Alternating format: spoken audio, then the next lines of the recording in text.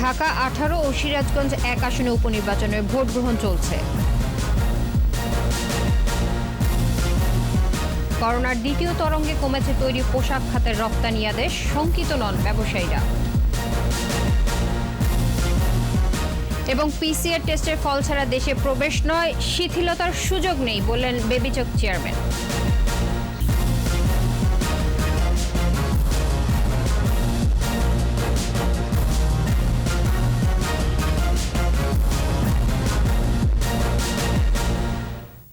শুনছিলেন first security ইসলামী bank limited সংবাদ শিরোনাম। আমন্ত্রণ জানাচ্ছি 21-এর দেশের সংবাদে। আপনাদের সাথে আছে ইসরাত জাহান। দর্শক, 21 টেলিভিশনের সংবাদ একই সাথে সরাসরি দেখতে পাবেন আমাদের ফেসবুক পেজ www.facebook.com/2124 অনলাইনে। ঢাকা 18 ও সিরাজগঞ্জ 1 আসনে উপনির্বাচনে ভোট গ্রহণ চলছে। দুটি আসনেই ভোট নেওয়া হচ্ছে ইলেকট্রনিক ভোটিং মেশিনে। করোনাকালে স্বাস্থ্যবিধি মেনে নির্বাচনে ভোট গ্রহণ অনুষ্ঠিত হচ্ছে। এই নির্বাচনে কেবলমাত্র সংশ্লিষ্ট সরকারি প্রতিষ্ঠানগুলো ভোটের সময় বন্ধ আছে। এছাড়া যানবাহন চলাচলেও নিষেধাজ্ঞা শিথিল করা হয়েছে। ঢাকা 18 আসনটি ঢাকা উত্তর সিটির 1, 17, 43 থেকে 54 নম্বর ওয়ার্ড ও বিমানবন্দর এলাকা নিয়ে গঠিত। মোট ভোটার 5,77,188। এই আসনে প্রতিদ্বন্দ্বিতা করছেন আওয়ামী লীগের মোহাম্মদ হাবিব হাসান, বিএনপির SM জাহাঙ্গীর হোসেন সহ 6 প্রার্থী। সিরাজগঞ্জ 1 আসনে মোট ভোটার সংখ্যা 3,45,603 জন। এই আসনে আওয়ামী লীগের প্রার্থী তানভীর শাকিল জয় ও বিএনপি প্রার্থী মোহাম্মদ সেলিম রেজা প্রতিদ্বন্দ্বিতা করছেন। আওয়ামী লীগের সভাপতি মণ্ডলীর সদস্য সাহারা খাতুন গত 9 জুলাই মারা যাওয়ায় ঢাকা 18 আসন এবং মোহাম্মদ নাসিম 13 জুন মারা গেলে সিরাজগঞ্জ 1 আসন শূন্য হয়।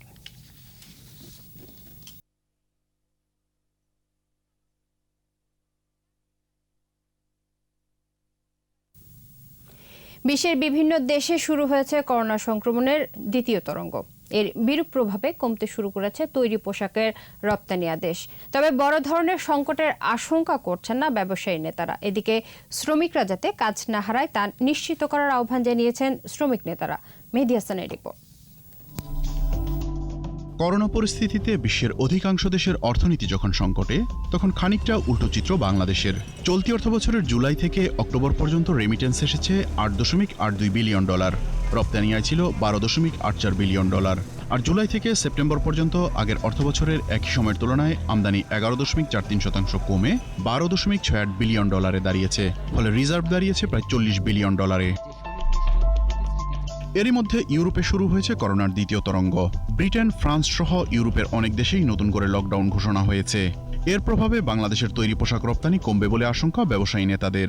আমরা যেটা আশা করতেছিলাম যে হয়তো জানুয়ারি ফেব্রুয়ারির মধ্যে গিয়ে একটা ভালো পজিশন দাঁড়াবে, কিন্তু সেকেন্ড ওয়েভের কারণে এই পজিশনটা আবারও এখন হুমকির মুখে। অর্থাৎ বায়াররা যে অর্ডারগুলি প্লেস করা শুরু করেছিল সেটা এখন কিন্তু আবার একটা স্থবির হয়ে গিয়েছে।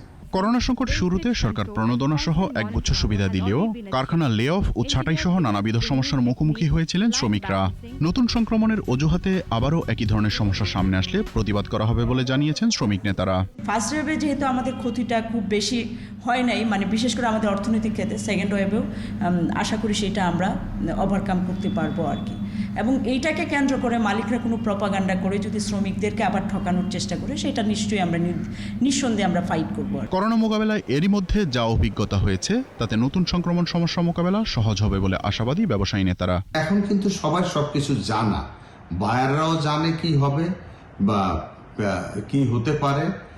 সেই অনুযায়ী সবাই মিলে একত্রে কাজ করলে এই দ্বিতীয় ওয়েভকে মোকাবেলা করা আমাদের জন্য কিন্তু আসলে খুব একটা কঠিন হবে না। করোনা পরিস্থিতিতে রপ্তানি বাড়াতে শুল্কমুক্ত বাজার সুবিধা ধরে রাখার ব্যাপারে আরো মনোযোগী হওয়ার আহ্বান এই ব্যবসায়ী নেতার।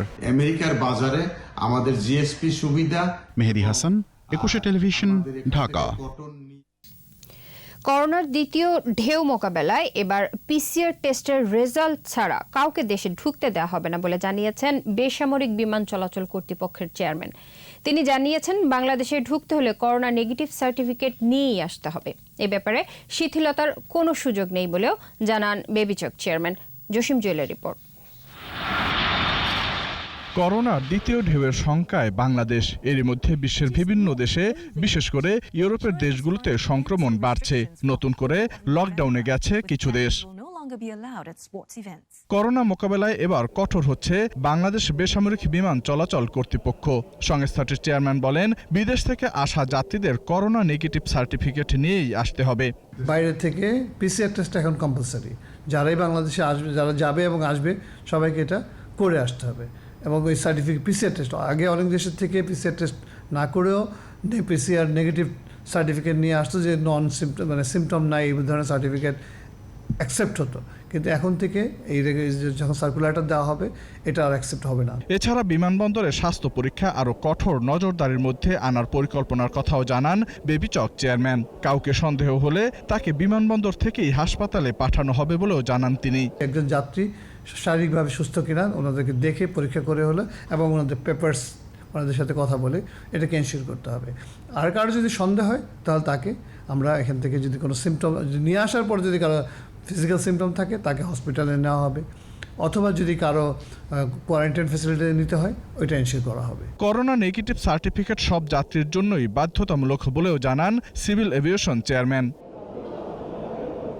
জসিম জুয়েল, 21 টেলিভিশন, ঢাকা। পাবনায় আবাদ হচ্ছে আগাম জাতের শিম। এতে লাভবান হয়েছেন অনেক কৃষক। শীত শুরুর আগেই বাজারে উঠছে শিম। অটো ও রূপবান নামে দু জাতের শিমের ভালো দাম পাচ্ছেন চাষিরা। তবে এবার বৈরী আবহাওয়ার ফলন কম হওয়ায় আশঙ্কা করছেন তারা। পাবনা প্রতিনিধি রাজির রহমান রুমি রিপোর্ট জানাচ্ছেন সমর ইসলাম। মাঠ জুড়ে সবুজের সমারোহ, মাঝে হালকা বেগুনি ফুল। পরিচর্যায় ব্যস্ত কিষানি শিম তুলছেন। এ দৃশ্য পাবনার আটঘরিয়া ও ঈশ্বরদীর বিভিন্ন গ্রামের। শীতের আগে শীতের সবজি ভালো দাম পেয়ে দারুণ খুশি কৃষক। শুরুতে 5,000 টাকা মন দরে বিক্রি হলেও এখন কিছুটা কমে 3,000 টাকায় বিক্রি হচ্ছে। তবে অসময়ে বৃষ্টি হওয়ায় ফলন কমে আসার আশঙ্কা করছেন তারা। 160 থেকে বেচা কিনা শুরু হয়েছে। দীর্ঘ সময় এবার দামটা মনে করেন যে চলমান। মানে বৃষ্টি বেশি মাত্রা হলে পরে ফুলগুলা ঝরে পড়ে যায়। বৃষ্টির কারণে পচা লাগে, পচার বীজ দিলে কাজ হয় না। জেলার অন্যতম পাইকারি সবজির হাট ঈশ্বরদী ও মোলাডুলি। ঢাকা সহ বিভিন্ন জেলার পাইকাররা প্রতিদিন এখানে আসেন শিম কিনতে। যাত্রাবাড়ি, চৌরাস্তা, নারায়ণগঞ্জ, ঢাকা, চিটাগাং, সিলেট বিভিন্ন অঞ্চলে চলে যায়।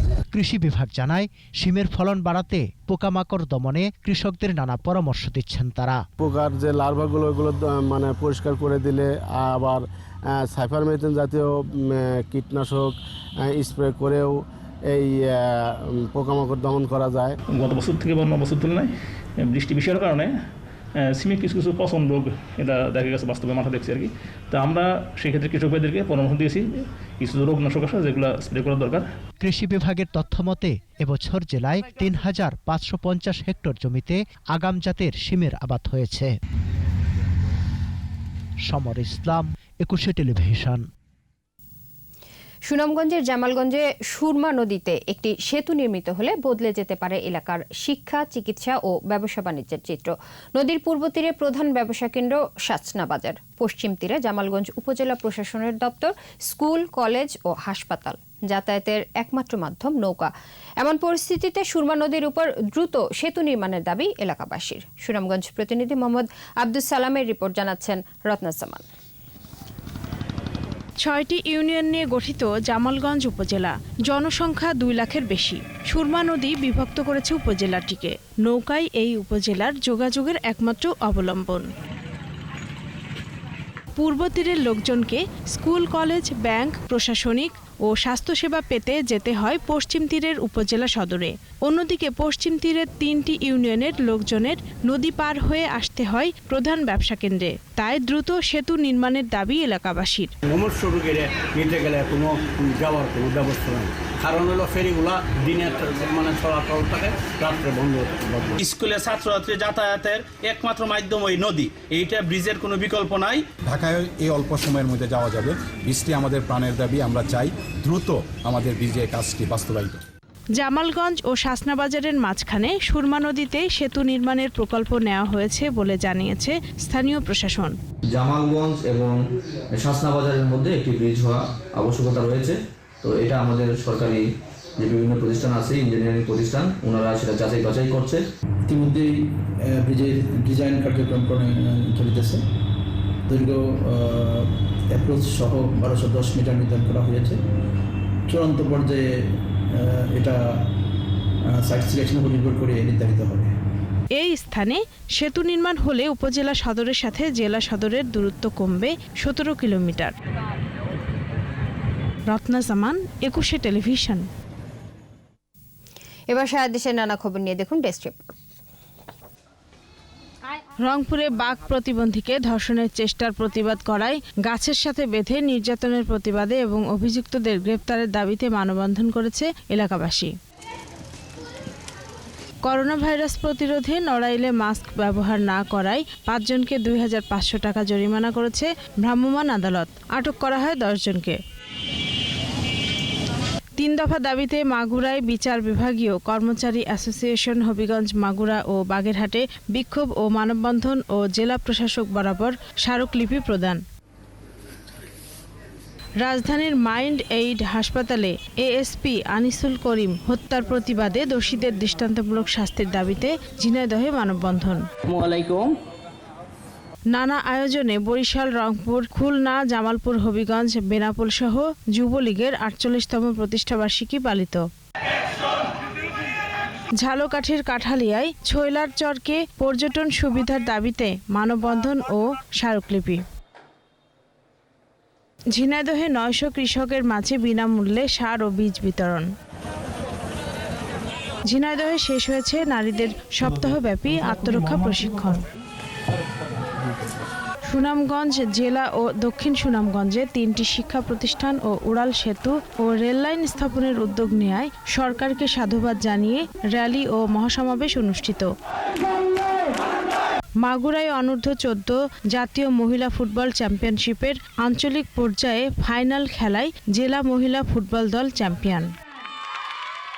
Desk report, 21 television. এর সাথে শেষ করছি 21 দেশের সংবাদ। তবে যাবার আগে ফার্স্ট সিকিউরিটি ইসলামী ব্যাংক লিমিটেড সংবাদ শিরোনামগুলো আরও একবার। ঢাকা 18 ও সিরাজগঞ্জ 1 আসনে উপনির্বাচনে ভোট গ্রহণ চলছে। করোনার দ্বিতীয় তরঙ্গে কমেছে তৈরি পোশাক খাতের রপ্তানি আদেশ, শঙ্কিত নন ব্যবসায়ীরা। এবং পিসিআর টেস্টের ফল ছাড়া দেশে প্রবেশ নয়, শিথিলতার সুযোগ নেই বললেন বেবিচক চেয়ারম্যান।